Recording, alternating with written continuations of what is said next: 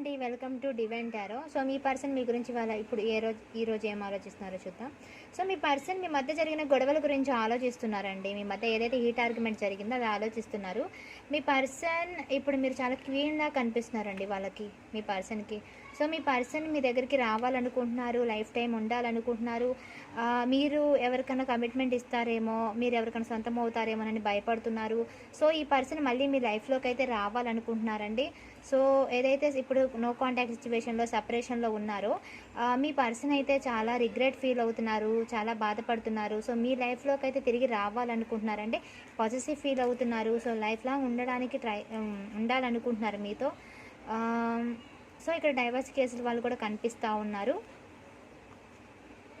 So మీకు న్యాయం చేయాలనుకుంటున్నారండి. ఈ పర్సన్ రిజెక్ట్ చేశారు. ఒకవేళ వస్తే మీరు కూడా మనం రిజెక్ట్ చేస్తారేమో అనుకుంటున్నారు. బట్ వాళ్ళకి ఎక్కడో నమ్మకం ఉంది మీరు రిజెక్ట్ చేయరని. సో మీ దగ్గరికి అయితే రావాలనుకుంటున్నారు.